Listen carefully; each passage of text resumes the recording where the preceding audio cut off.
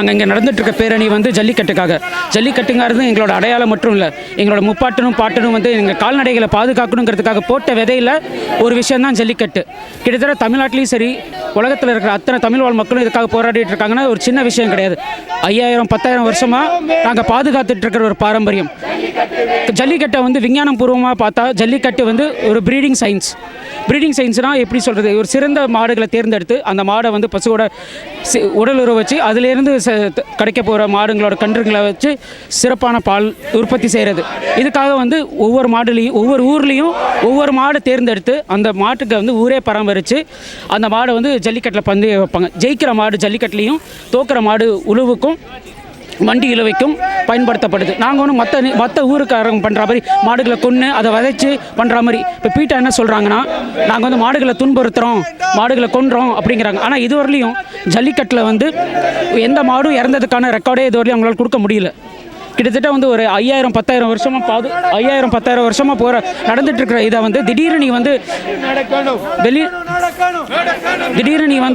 5000-10,000 வருஷமாக நடந்துட்டு இருக்கிற ஒரு விளையாட்டை திடீர்னு ஒரு 6 வருஷத்துக்கு முன்னாடிலேருந்து வந்து நீ தடை செய்யணுங்கிறது என்ன ஒரு இதுக்கு நீ வந்து தெளிவாகவே சொல்ல மாட்டேங்கிறீங்க. நான் கேட்டால் நாங்கள் துன்புறுத்துகிறோம் கொள்கிறோங்கிற, ஆனால் எந்த ஒரு மாடும் செத்ததாக இல்லை.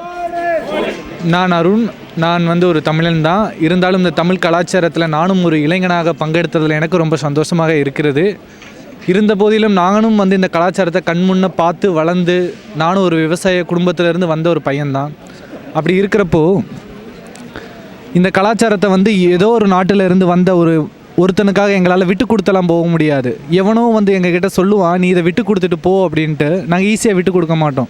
ஏன்னா என் இனம் தமிழினம் 4000 வருஷங்களுக்கு முன்னுக்க கல் தோன்றி மண் தோன்றாத காலத்திலேருந்து இருக்கிற இனம் எப்போயோ ஆரம்பித்த பீட்டாக்காக விட்டு கொடுத்துட்டு குனிஞ்சு, அதாவது பணிஞ்சு போக மாட்டோம். நாங்கள் எங்கள் கலாச்சாரத்தை மீட்டெடுக்கிறதுல நாங்கள் எப்போவுமே வந்து உறுதியாகவும் இருப்போம், பலமாகவும் இருப்போம். ஜல்லிக்கட்டு எங்களுக்கு முக்கியம். அதே மாதிரி வந்து பார்த்திங்கன்னா தமிழ் இனத்தை நாங்கள் வந்து எக்காரணத்துக்கு தலைகுனிய விட மாட்டோம். நன்றி.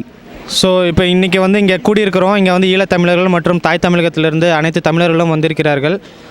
இது ஜல்லிக்கட்டின் முக்கியத்துவம், ஜல்லிக்கட்டின் அவசியம், அதை அப்பாற்பட்டு நாங்கள் இப்போ இந்த மாதிரி எடுக்கிற முயற்சிகளை நார்த் இந்தியாவில் இருக்கிற எங்களோட ஃப்ரெண்ட்ஸு, மற்றபடி அது இல்லாமல் உலகத்தில் இருக்கிற மற்றவங்க எல்லாருமே வந்து தேவையில்லாத கமெண்ட்ஸ்லாம் கொடுக்குறாங்க. இவங்கெல்லாம் வந்து ஒரு பார்பேரியன்ஸு, இவங்க வந்து ஏன் ஒரு மாட்டுக்காக வந்து இது இப்படி பண்ணுறாங்க. நிறைய பேருக்கு அதுக்கு பின்னாடி இருக்கிற அந்த ப்ரீடிங் சயின்ஸு அதில் இருக்கிற முக்கியத்துவத்தை யாருக்குமே வந்து தெரிஞ்சுக்கணுன்னு கூட யாரும் முயற்சி பண்ண மாட்டுறாங்க. ஸோ அதனால் அதெல்லாம் தெரிஞ்சுக்கிட்டு மற்றவங்களோட முயற்சியை வந்து உதாசீனப்படுத்தாமல் அதை வந்து ரெஸ்பெக்ட் பண்ணி அந்த கம்யூனிட்டியை வந்து க்ரோ பண்ணுறதுக்கு எல்லாருமே ஹெல்ப் பண்ணணும்னு கேட்டுக்கிறோம். நன்றி, வணக்கம். இப்போ வந்துட்டு நம்ம எல்லாமே யூஸ் பண்ணுறது எல்லாமே இப்போ வெளிநாட்டு பொருள் யூஸ் பண்ணால் தான் நம்ம எல்லாமே திரும்பி பார்க்குறாங்க. அந்த மாதிரி தான் நம்ம நினச்சி பண்ணிகிட்ருக்கோம். ஆனால் அதுக்கு முக்கியமான காரணமே வந்துட்டு நம்ம விவசாயிகள்லேருந்து வந்தது தான் யாருக்குமே புரியறது கிடையாது. இப்போ நானும் ஒரு விவசாய சமூகத்திலேருந்து வந்தவன் தான். இப்போ எங்கள் வீட்டில் வந்துட்டு ஒரு மாடில் வந்துட்டு எவ்வளோ பால் கறக்கும் அப்படிங்கிறது எனக்கு தெரியும். ஆனால் அதே ஜெர்சி மாடு வாங்குறப்போ எக்ஸ்ட்ராவாக 10-15 லிட்டர் நம்ம எக்ஸ்ட்ரா கிடைக்குது. அதை வச்சு நம்ம நிறையா வந்துட்டு ஒரு வியாபார சமூகமாக பார்க்காம நம்மளோட நேட்டிவ் கேட்டல்னு சொல்கிறது மட்டும் பற்றாமல் ஒவ்வொருத்தரும் வந்துட்டு அதுக்கு இப்போ நம்மக்கிட்ட ஒரு மாடு இல்லையா, பக்கத்தில் ஒருத்தர் மாடு இருக்கானா அவனுக்கு சப்போர்ட் பண்ணலாம் நம்மளால். எப்படி சொல்கிறது, நீங்கள் ஃபினான்ஷியலாக கூட சப்போர்ட் பண்ணலாம் அவங்களால. அவன் வந்துட்டு ஒவ்வொரு ஃபார்மர் என்ன நினைக்கிறான்னா, எனக்கு 1 ஏக்கருக்கு இவ்வளோ தான் கிடைக்குது. ஏன்னா என்னோடய குடும்பத்தில் வந்துட்டு எனக்கு ஒரு 2 குழந்தை இருக்கான். அந்த 2 குழந்தைக்கே வந்துட்டு எனக்கு 100 ரூபா தான் வந்துட்டு ஒரு நாளைக்கு வந்து சம்பாதிக்க முடியுது என்னால். இப்போ ஒரு ஆண் ஆளுக்கு வந்துட்டு கூலி வந்துட்டு 300 ரூபா கொடுக்குறான். பெண்ணாளுக்கு வந்துட்டு 150 ரூபா கொடுக்குறான். மொத்தம் 450 ரூபாயில் அவனுக்கு செலவு மட்டுமே 700 ரூபா வருது.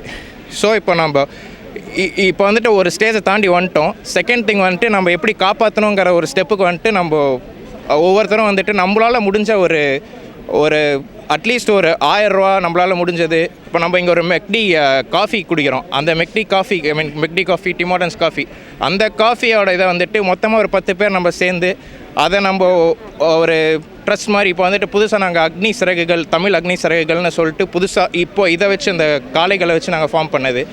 எங்களுக்குன்னு ஒரு ஃபேஸ்புக் பேஜ் இருக்குது. நீங்கள் வந்துட்டு எங்களுக்கு வந்துட்டு உங்களுக்கு ஒரு ஹெல்ப் வேணும் அப்படின்னா வந்துட்டு எங்களுக்கு நாங்கள் சப்போர்ட் பண்ணுறதுக்கு ரெடியாக இருக்கோம். இப்போது எங்களால் இப்போ அங்கே இருக்க முடியலனாலும் எங்களால் ஃபினான்ஷியலாக சப்போர்ட் பண்ண எங்களால் முடியும். உங்களுக்கு என்ன ஹெல்ப்னாலும் வந்துட்டு எங்களை கேளுங்க. நீங்கள் எங்களை யாராவது ஒருத்தரவாவது வந்துட்டு உங்களுக்கு ரிப்ளை பண்ணுவாங்க அந்த இடத்துல. நாங்கள் எங்களால் முடிஞ்ச வரைக்கும் உங்களுக்கு நாங்கள் வந்துட்டு சப்போர்ட் பண்ணுறோம். தேங்க்ஸ். அனைவருக்கும் வணக்கம். இப்போ முக்கியமாக ஒரு கேள்வி எழுந்திருக்கு. எல்லோரும் பெரும்பாலும் ஜல்லிக்கட்டை சப்போர்ட் பண்ணி உலகெங்கும் போராட்டங்களும் எல்லாம் நடந்துகிட்ருக்கு. இப்போது சைடில் இன்னொரு விதமாக இதை எப்படி சப்போர்ட் பண்ணலாம் அப்படின்னு கேட்டிங்கன்னா, காளைகளை அடாப்ட் பண்ணுறது. காளைகளை அடாப்ட் பண்ணுற மூலிமா நம்ம ஒரு ப்ரீடையவே பாதுகாக்க முடியும். இப்போ நிறைய இடத்துல காளைகளை அடாப்ட் பண்ணுறதுக்கான ஃபெசிலிட்டி வந்துருச்சு. எடுத்துக்காட்டுக்கு சேனாதிபதின்ற ஒருத்தர் வந்து ஈரோடு பக்கத்தில் காளை அடாப்ட் பண்ணிக்கான வாய்ப்பு ஏற்படுத்தி கொடுத்துருக்காரு. ஏன்னா இப்போ நம்ம எல்லாம் பல நாடுகள் அங்கங்கே இருக்கோம். இருந்தாலும் நம்ம ஒரு காளையை ஓன் பண்ணுறதுக்கான ஒரு வாய்ப்பு அமைஞ்சிருக்கு. நம்ம வெறுமனே ஜல்லிக்கட்டுக்கு சப்போர்ட் பண்ணி பண்ணுற பல செயல்கள் கூட இந்த அடாப்ஷன் செயல் இருந்தால் இன்னும் நல்லாயிருக்கும். ஸோ ஒரு காளை அடாப்ட் பண்ணுறதுனா ஒரு 80,000 ருபீஸ் ஆகும். காளையை வாங்குறது ப்ளஸ் மெயின்டெனன்ஸு அது இருக்குது. அது பண்ணுறதுக்கான இப்போது ஒருத்தர்னாலேயே முடியலைன்னா கூட ஒரு 2-3 ஃப்ரெண்ட்ஸ் சேர்ந்து ஒரு காளையை அடாப்ட் பண்ணிங்கன்னா நீங்கள் வந்து ஒரு அழிஞ்சு போகிற ஒரு இனத்தையவே காப்பாற்றுறதுக்கான ஒரு வாய்ப்பு அமையும். இப்போ காளைகள் முன்னாடியெல்லாம் 2-3 பர்பஸ்க்காக யூஸ் ஆகிட்டு இருந்துச்சு. எக்ஸாம்பிளுக்கு தோட்டத்தில் வேலை செய்கிறதுக்கு, ஏர் இழுக்கிறதுக்கு, அதுக்கப்புறம் வீர விளையாட்டான ஜல்லிக்கட்டு, ஏர் தழுவுதல், இந்த மாதிரி போட்டி விளையாட்டுக்காக யூஸ் பண்ணிகிட்டு இருந்தது. இப்போ வந்து பல யூஸ் இல்லாதனால தான் அது வந்து அழிஞ்சிட்டு போகுது. இப்போ வந்து அதை எப்படி நம்ம காப்பாற்றணுன்னா அதை நம்ம கண்டிப்பாக அடாப்ட் பண்ணுறனால தான். ஒரு குழந்தையை தத்தெடுக்கிற மாதிரி ஒரு காளையை உங்கள் குழந்தையாக நினச்சி தத்தெடுத்து அதை வளர்த்துங்க. நீங்களும் இந்த ஒரு அழிஞ்சு போகிற இனத்தை காப்பாற்றுனதுக்கான வரலாற்றில் நீங்கள் முக்கியமாக பதிவு செய்ய வேண்டியதாக இருக்கும். ஸோ காளையை காப்பாற்றுறதுல இருக்கிற முக்கியமான விஷயம் வந்து அடாப்ஷன் தான். தயவு செஞ்சு ஒவ்வொருத்தரும் ஒரு காளையை அடாப்ட் பண்ணுறதுக்கான தேர்ந்தெடுங்க. இப்போ 30,000-40,000 கொடுத்து ஒரு வெளிநாட்டு நாயை வாங்கி அதை வீட்டுக்குள்ளேயே அடைச்சி வச்சு அதை துன்புறுத்துறதுக்கு பதிலாக ஒரு காளையை வாங்கி சப்போர்ட் பண்ணிங்கன்னா அது பாட்டுக்கு மேய்ஞ்சு நல்ல ஒரு மாடினங்கள் நம்ம ஊரில் வளர்ந்து நல்ல பால் கிடச்சி நல்ல ஆரோக்கியமான வாழ்க்கையை வாழலாம். இது விவசாயத்துக்கும் முக்கியமாக இருக்கும்.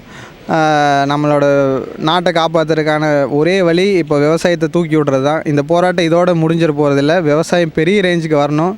நல்லா பல நாடுகளுக்கு நம்ம வெறும் பீஃப் எக்ஸ்போர்ட் பண்ணுறதா நம்மளோட இதுன்னு இப்போ நினச்சிட்ருக்கிற இதெல்லாம் போய் எல்லா விதமான காய்கறிகள், பழங்கள் எல்லாமே இயற்கை முறையில் வந்து இது வரணும்.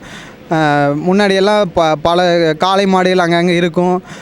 காளை பட்டியெல்லாம் போடுவாங்க. அது எப்படின்னா, இப்போ ஒருத்தரே வந்து ஒரு 50 காளை வச்சுருப்பார். அந்த காளையை கூப்பிட்டு போய் ஒரு தோட்டத்தில் ஒரு பட்டி போடுவாங்க. பட்டினா அந்த ஒரு இரவே அந்த காளை அங்கேயே தங்கிடும். ஸோ அது போட்டு சாணம், அந்த யூரின் எல்லாமே அந்த காட்டுக்கு உரமாகி அப்படியே அவங்க அந்த தோட்டத்துலேருந்து இன்னொரு தோட்டத்துக்கு போய் பட்டி போடுவாங்க. இது ஆடுகள், மாடுகள், காளை எல்லாமே நடந்துட்டு இருந்துச்சு. இப்போது நான் சின்ன வயசில் இருக்கும்போதெல்லாம் ஆட்டு பட்டி இருக்கும், காளை பட்டி இருக்கும். இப்போ வந்து காளை பட்டிங்கிறது இல்லை. அதை எங்கே கூப்பிட்டு போய் அடைக்கிற அளவுக்கு ஒரு தோட்டத்துக்கு கூப்பிட்டு போகிற அளவுக்கு கூட காளைகளே இல்லை. ஆட்டுப்பட்டியும் பாதி அழிஞ்சிட்டு வந்துட்டுருக்கு. அதனால் நம்ம இப்படி அடாப்ட் பண்ணுறதுனால காளைப்பட்டிகள் திருப்பி வரலாம். அதோட உரங்கள் மண்ணுக்கு தேவை. அதனால் எல்லோரும் தோள் கொடுப்போம், குரல் கொடுப்போம். நன்றி. Hi viewers, today we have Tofu here who is going to explain us why this protest is being handled and why we have been arranging such a march against a Supreme Court banned event called as Jallikattu. Hi everyone. First of all, let me explain what is Jallikattu is. See, Jallikattu, as like how people like they say, it is not only a sport where the bulls are tamed. It is not actually.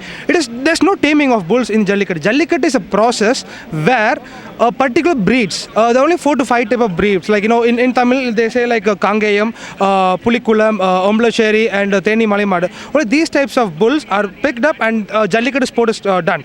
This sport is particularly done to choose the supreme cattle of that herd, and it is used for reproduction of that particular breed in that area or districts. This is what Jallikattu evolved, and in Jallikattu, like people also say that there's cruelty towards bulls. There's no cruelty towards bulls because in 2009 or 2010, if I'm not wrong, the Supreme Court has given us a set of rules on how the game should be done. So as every game has evolved, even Jallikattu has also evolved. And why is this protest? In Tamil Nadu, there are around 3 to 4 lakh people who are protesting. All students in a very in ahimsa way. So here we are doing a support march to support those people, to say that we are here also to support you guys. So that's the main reason of this march today. Okay, if you say that Jallikattu has been the main event, do you think that there's no other event to actually embrace your bulls? Well, yes. Actually, as I said, Jallikattu evolved because of these 4 to 5 breeds. It is not because of Jallikattu we have these breeds. These breeds are there, and that's why we have Jallikattu. And this, in our old traditions, when we were ruled by kings and queens, during the period where there is no war, this sport was considered as one of the places where the soldiers are even trained to express their kind of bravery. So that's how this Jallikattu evolved. So there are, if you ask me, is there any other sport which shows the bravery and also which would protect the native cattle breeds? No, only Jallikattu can do it. And similar to Jallikattu, but there are something similar Rekla and Kampala. They are also but banned. But Jallikattu is the main event to keep these breeds alive. So what is the use of Jallikattu? Let's say that the Jallikattu is only for embracing the bulls. What happens when you embrace the bulls? Well, there are 2 types of things. One, we pick up this kind of breeds and we train them. It is not like we just pick up them from a herd and put them into the arena. We train them from young calf, and even people who want to embrace the bulls, they are also trained. And you bring these bulls to the arena, and these bulls, either if you're able to embrace the bull, and then that bull is considered a loser. And that bull we use it for different purposes. But the bull which wins, which can't be embraced or which cannot be controlled by humans, and that is considered the supreme breed, breed of that particular herd, and that's used for the reproduction of that particular breeds. So you're saying that these bulls are being used for the reproduction of, or for the evolution of the cattle. What happens next? Why is so important that these bulls have to be bred with the cows? Well, if you see, there's one interesting fact. If you see the cows or the milk which we get from cows which are imported into India, which are not native to India, those kind of cows, they give us a milk called A1 milk, and that A1 means the protein which is present in the milk. But the native breeds present in Tamil Nadu or in India, they give a type of milk called A2 milk. So see, the difference between A1 milk and A2 milk is, now researchers, they have come up saying that they have linked A1 milk is the reason for developing a lot of diabetics, even carcinogens. And so now what is happening is, once this Jallikattu is banned, I will not get A2 protein milk. And A2 protein milk is proved by researchers that it doesn't cause diabetics or any other health harm. And see, this is what why my forefathers, they knew this and they continued this tradition. If they would have not seen any particular help with this or purpose with this kind of bulls or cows, they would have not revered this. So this is the main reason. So once my native cattle are stopped, or once my bulls are closed down, automatically my cows, they will eventually cease out. And next 3 to 5 years, I'll have only milk which contains A1, which I don't want. I want my A2 milk. That's the main reason we are saying that please remove the ban on Jallikattu. And Jallikattu helps in preserving these breeds again.